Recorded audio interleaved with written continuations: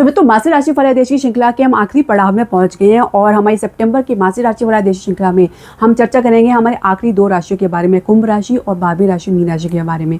आने वाला सितंबर का महीना इनके लिए कैसा जाएगा, ग्रह गोचर की स्थिति में जो परिवर्तन इनको देखने को मिलेगा उसका क्या प्रभाव इनको अपने जीवन के प्रत्येक क्षेत्र में देखने को मिलेगा, फिर चाहे स्वास्थ्य क्यों ना, शिक्षा करियर क्यों ना हो, कार्य क्षेत्र का माहौल क्यों ना, व्यवसाय में उतार चढ़ाव क्यों ना, प्रेम संबंध या जीवन साथी के साथ संबंध क्यों ना हो, साथ ही जानेंगे कुछ आसान उपाय। तो वीडियो के अंत तक आप जरूर बने रहें।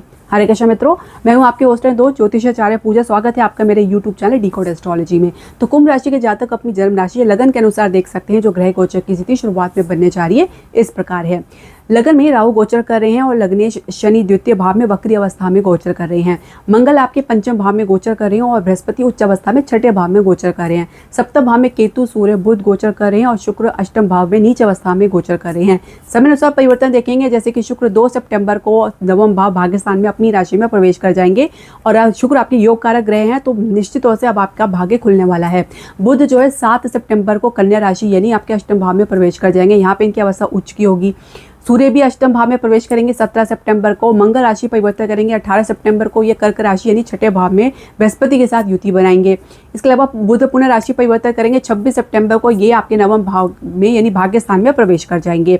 अब स्वास्थ्य की दृष्टि से यदि हम समझे तो शुगर के मरीज है, काफ़ी फ्लक्चुएशन देख रहे हैं, आंखों की समस्या देख रहे हैं, कुछ साइड इफेक्ट देख रहे हैं मेडिसिन का, हार्मोन से रिलेटेड प्रॉब्लम देख रहे हैं, खासकर महिलाएं जो इनका सामना कर रही हैं उसमें भी इनको कमी देखने को मिलेगी और राहत देखेंगे। और जो अब दवाई जो ट्रीटमेंट का असर आप नहीं देख रहे हैं उसमें आप अब असर पड़ता हुआ देखेंगे, खासकर द्वितीय सप्ताह के बाद।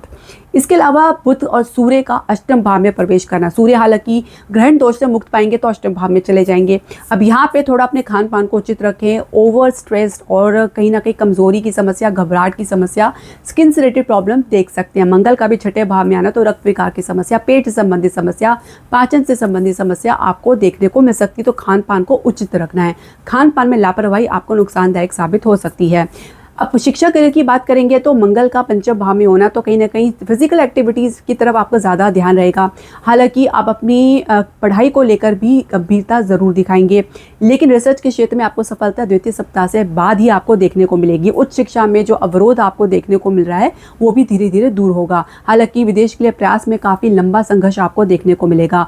करियर की शुरुआत कह सकते हैं थोड़ी शुरुआत में ढीली रहेगी, लेकिन जल्दी इसमें स्पीड आपको देखने को मिलेगा। आपकी ऊर्जा पॉजिटिव बनेगी और आपको बदलाकर ही चलना होगा। अब कार्यक्षेत्र के माहौल की बात करेंगे तो दशम भाव के स्वामी मंगल जो है पंचम भाव में गोचर करें, उसके बाद छठे भाव में आएंगे। अब पंचम भाव में कहीं ना कहीं कुछ इंडिविजुअली आपने कोई निर्णय लिया है, जल्दबाजी में लिया है, अर्धितापन में लिया है, तो कुछ नुकसान उठाना पड़ सकता है या कुछ डिले इसके परिणाम में आपको देखने को मिल रहा था। अब जैसे ही मंगल उच्च के बृहस्पति के साथ छठे भाव में आएंगे, आपकी जो ऊर्जा है वो एक तरह से कह सकती हैं पॉजिटिव वे में तो आगे बढ़ेगी, साथ ही इसमें मैच्योरिटी और इसमें कह सकते हैं ठहराव आपको देखने को मिलेगा। तो अपने काम को लेके गंभीरता देखने को मिलेगी, साथ ही कुछ अपनी पॉलिसी, अपनी स्ट्रैटेजी को बनाकर आप चलेंगे वो ज़्यादा बेहतर रहेगा। नई जॉब के प्रयास में द्वितीय सप्ताह से अच्छी सफलता आपको देखने को मिलेगी और खासकर मध्य सप्ताह के बाद और भी मध्य मास के बाद और भी अच्छी सफलता आपको देखने को मिलेगी।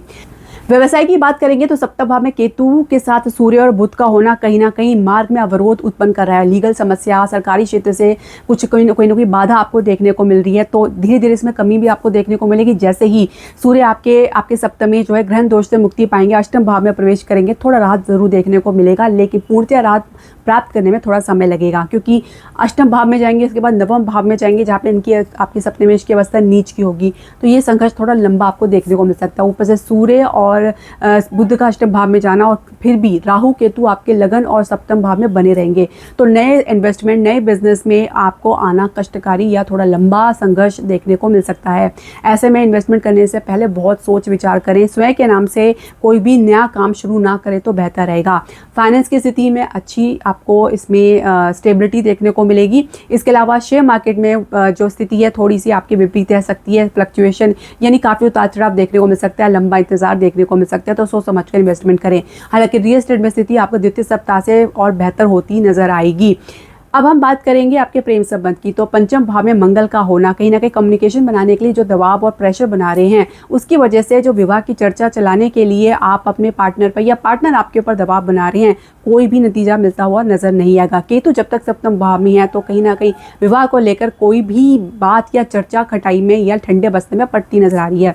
अब सूर्य का भी सप्तम भाव में होना अच्छा नहीं माना गया है, तो अब सूर्य बुध जैसे अष्टम भाव में आएंगे तो केतु फिर भी आपके सप्तम भाव में रहेंगे, तो वर्ष अंत तक तो आप ये संघर्ष मानकर चलें। इसके अलावा जीवन साथी के संबंध की हम बात करेंगे तो कहीं ना कहीं एक दूसरे के साथ एक सहयोगिता की कमी, बैलेंस की कमी, सामंजस्य की कमी और एक कह सकते हैं कि अपनेपन की कमी जो महसूस कर रहे हैं, उसकी वजह से आप लोगों की सोच विपरीत दिशा में जा रही है और राहु केतु इसमें मेजर रोल प्ले कर रहे हैं। राहु जहाँ आपकी अपेक्षाओं को बहुत ज़्यादा बढ़ा रहे हैं तो केतु उसी में डिटैचमेंट लेकर आ रहा है।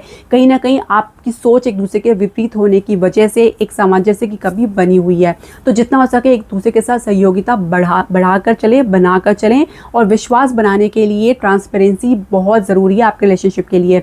अब संतान प्राप्ति के लिए जो योग बनेगा वो आपको द्वितीय सप्ताह के बाद अच्छा देखने को मिलेगा, लेकिन फिर भी सावधानी आपको बरतनी होगी।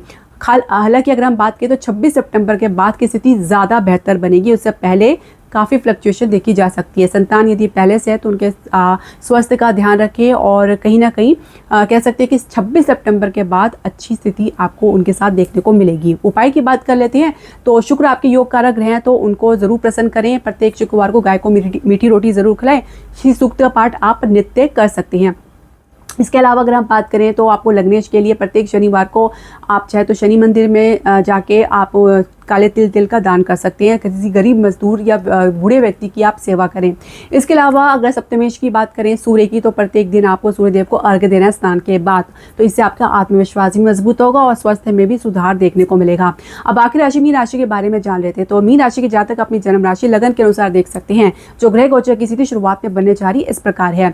लगन में ही वक्री शनि गोचर कर रहे हैं और मंगल आपके चतुर्भाव में गोचर कर रहे हैं। लग्नेश उच्च अवस्था में पंचम भाव में गोचर कर रहे हैं, तो केतु सूर्य बुध आपके छठे भाव में गोचर कर रहे हैं। शुक्र आपके सप्तम भाव में नीच अवस्था में गोचर कर रहे हैं। आप समय अनुसार आप इसमें परिवर्तन देखेंगे।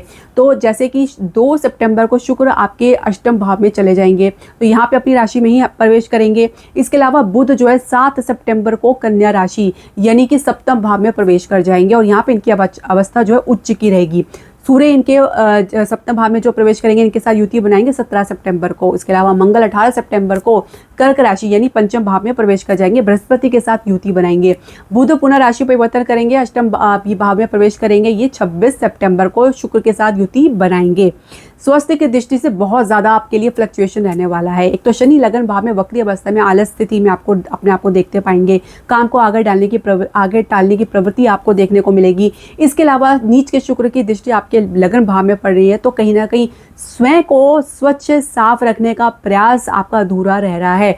शुगर की समस्या में फ्लक्चुएशन, आंखों की समस्या में भी गिरावट देख सकते हैं, तो आपको अपना ध्यान रखना होगा, स्वयं को स्वच्छ बनाकर चलें। इसके अलावा कह सकते हैं कि जब शुक्र अष्टम भाव में आएगा तो कहीं ना कहीं गुप्त समस्या भी देखी जा सकती है। सूर्य केतु बुध का छठे भाव में गोचर करना, 17 सितंबर के बाद की स्थिति थोड़ी सी बेहतर नजर आएगी। कुछ पुरानी समस्या है तो उसमें भी आपको काफ़ी उतार चढ़ाव देखने को मिलेगा। हड्डियों से रिलेटेड प्रॉब्लम, कमजोरी की समस्या, आंखों की समस्या या हृदय के मरीज अपना अच्छे से ध्यान रखें। तो सबसे अच्छा उपाय आप योगा और मेडिटेशन ज़रूर करें, इससे आपका जो मेंटल बैलेंस है वो बना रहेगा। शिक्षा करियर की बात करेंगे तो निर्विरोध आप आगे गति से आगे बढ़ेंगे और कहीं ना कहीं आपके लिए स्ट्रॉन्ग स्थिति बनती नजर आ रही है। आपकी न सिर्फ आपके पढ़ाई में विस्तार और आपके पढ़ाई में स्टेबिलिटी देखने को मिलेगा, बल्कि उच्च शिक्षा के लिए अगर आप प्रयास कर रहे हैं तो उसमें आपको प्रगति देखने को मिलेगा, सफलता देखने को मिलेगी। और इसके अलावा यदि आप विदेश के लिए प्रयास करें तो राहु क्योंकि द्वादश भाव में आप पे गोचर कर रहे हैं, तो पूरी तरीके से आपको ग्राउंडेड रहना है और आत्मविश्वास को बनाते हुए आप प्रयास करेंगे तो आपको सफलता जरूर मिलेगी। करियर की शुरुआत काफ़ी बढ़िया रहने वाली है। कैंपस प्लेसमेंट में कुछ अच्छी अपॉर्चुनिटी आप प्राप्त कर सकते हैं और कहीं ना कहीं अगर इंटरव्यू के लिए आप अपीयर होने जा रहे हैं तो उसमें भी आपका जो कॉन्फिडेंस होगा गजब का रहेगा और एक अच्छी ऑफर अपॉर्चुनिटी आप प्राप्त कर सकते हैं। अब आप बात करेंगे आपके कार्यक्षेत्र की माहौल की। तो दशम भाव के स्वामी उच्च अवस्था में पंचम भाव में गोचर करें, जो आपके लग्नेश भी है। आपका हर निर्णय कारगर साबित होगा। समझदारी से आप आगे बढ़ेंगे, मैच्योरिटी से आगे बढ़ेंगे और अच्छा एक्सपीरियंस आप गेन करेंगे। अपने अनुभव के आधार पर कोई समस्या का हल ढूंढने में आपको मदद मिलेगी। हालांकि अधिकारी के साथ कम्युनिकेशन गैप की वजह से कहीं ना कहीं एक दूसरे के विरोध में भी आप आ सकते हैं। तो ऐसे में अपने भीतर ईगो को स्थान ना दें और सीखने का प्रयास जितना करेंगे उतना अच्छा रहेगा। नई जॉब के लिए प्रयास में काफ़ी लंबा संघर्ष देखने को मिल सकता है। हालांकि कह सकते हैं कि 17 सितंबर के बाद की स्थिति थोड़ी सी आपके लिए पॉजिटिव बनती नजर आएगी। व्यवसाय की बात करेंगे तो उच्च के बुध का यानी द्वितीय सप्ताह से आपको अच्छी गति इसमें देखने को मिलेगा। कुछ नेगोशिएशन के बल पर आप अच्छी डील या प्रोजेक्ट प्राप्त कर सकते हैं। इसमें सफलता आपको देखने को मिलेगी और ये आपको आगे भी लेकर जाएगी। इसके अलावा नए प्रोजेक्ट में भी निवेश के अवसर आपको द्वितीय सप्ताह से खासकर 17 सितंबर के बाद से और अच्छे बेहतर बनते नजर आएंगे। इसके अलावा विदेश से आपको अच्छा लाभ तो देखने को मिलेगा, लेकिन संघर्ष लंबा देखने को मिल सकता है। कुछ कानूनी अड़चन या कुछ रूल्स रेगुलेशन की वजह से कुछ डिले इसमें देखने को मिल सकता है। फाइनेंस की स्थिति में भी कुछ इस प्रकार की फ्लक्चुएशन देखी जा सकती है। शेयर मार्केट से लाभ जरूर देखने को मिलेगा और खासकर रियल एस्टेट में भी अच्छी गति आपको देखने को मिलेगी। प्रेम संबंध की बात करेंगे तो एक अच्छा जुड़ाव आपको अपने पार्टनर के साथ जो बनता हुआ नजर आ रहा है। एक इमोशनल कनेक्शन, अटैचमेंट आप एक दूसरे के साथ महसूस करेंगे। विवाह की चर्चा चलाना चाहेंगे तो उसके लिए सफलता द्वितीय सप्ताह के बाद ही देखने को मिलेगी। जीवन साथी के संबंध में भी काफ़ी ज़्यादा आप जो है डिस्टेंस महसूस कर रही हैं कम्युनिकेशन गैप की वजह से या कहीं ना कहीं कुछ गलत फहमी की वजह से, तो उसमें भी आपको राहत देखने को मिलेगी। हालांकि 17 सितंबर के बाद सूर्य जो है आपके जो है सप्तम भाव में प्रवेश करेंगे। एक महीने तक आपको अपनी ईगो पे काम करना है, इस पे कंट्रोल बना के चलना है। ईगो क्लैशेस की संभावना बहुत ज़्यादा बढ़ सकती है। संतान प्राप्ति का योग बहुत अच्छा और उत्तम बना हुआ है। प्रयास करेंगे तो आपको निश्चित तौर से सफलता जरूर मिलेगी। उपाय जरूर करें। देखिए, आपको उपाय करना बहुत ज़रूरी है। लग्नेश के लिए आपके जो पंचम भाव में गोचर कर रहे हैं तो आपको ओम नमो भगवते वासुदेवाय नमः का नित्य जाप करना है। विष्णु सहस्रनाम का पाठ यदि रोज नहीं तो बृहस्पतिवार को जरूर करें। पीले वस्त्र जरूर धारण करें। इसके अलावा सप्तमेश बुध के लिए आप गाय को प्रत्येक बुधवार को हरा चारा अवश्य खिलाएं। मित्रों, ये जानकारी निश्चित तौर से आपके लिए उपयोगी रही होगी। ऐसे अन्य जानकारियों से जुड़ने के लिए आप हमारे चैनल को लाइक, शेयर, सब्सक्राइब करना बिल्कुल ना भूलें। धन्यवाद। हरे कृष्णा।